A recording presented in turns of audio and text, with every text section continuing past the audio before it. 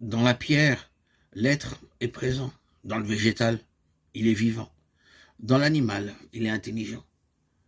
Ce que je vais rencontrer chez l'être humain, c'est un autre mode de présence de l'être.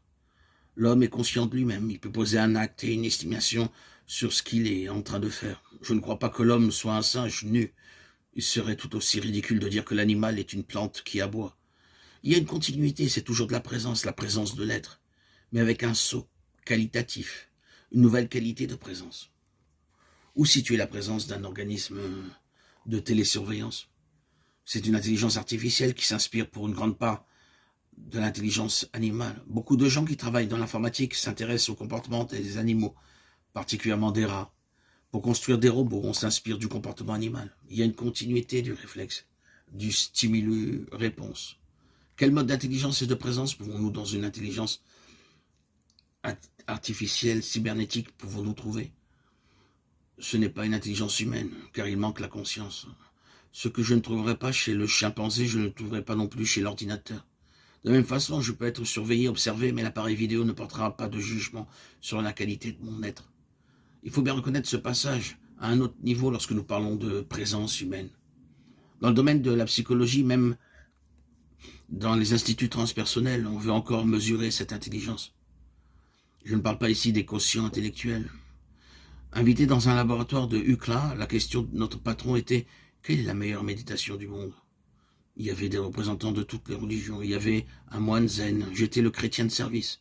Il y avait aussi un pasteur, un rabbin, des Tibétains, et même un athée pratiquant une méthode de méditation transcendantale. Il s'agissait de faire le vide, d'entrer dans le silence. On nous a tous mis des électroencéphalogrammes et l'on pouvait mesurer ainsi notre méditation. Le leurre et l'erreur, c'était de vouloir en mesurer la qualité, et ceci avec des instruments qui ne peuvent enregistrer que de la quantité. Le premier était le moine zen, les ondes alpha venaient chez lui, en effet assez vite.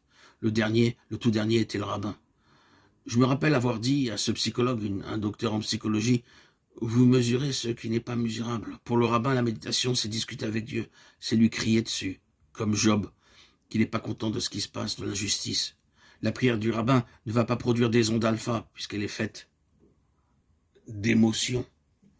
Et il entretient une intimité profonde avec Dieu à travers elle. On ne peut pas mesurer la qualité d'une présence avec des instruments quantitatifs.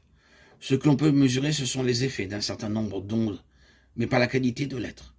Dans ce laboratoire, on voulait de même mesurer l'amour. Quand on est amoureux, un certain nombre d'indices sont donnés dans notre urine. Cependant, on n'ira pas la qualité de notre amour, on ne pourra pas la lire dans cette urine. On peut être fortement amoureux, mais d'un amour terriblement superficiel, de même qu'on peut être dans un sentiment amoureux, je dirais non exprimé. Mais la qualité de l'être ou de l'engagement peut être très profond. On ne mesure pas la qualité d'une présence. La présence humaine est quelque chose de très précieux, d'assez rare. C'est une présence qui est conscience, conscience de soi. C'est une intelligence, mais une intelligence capable de se penser elle-même.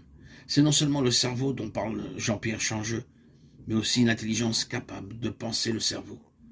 Nous ne sommes pas des ordinateurs. Dans notre cerveau, il y a une pensée qui est capable d'avoir une image de l'instrument dont nous nous servons pour penser. Il y a donc une autre qualité de présence.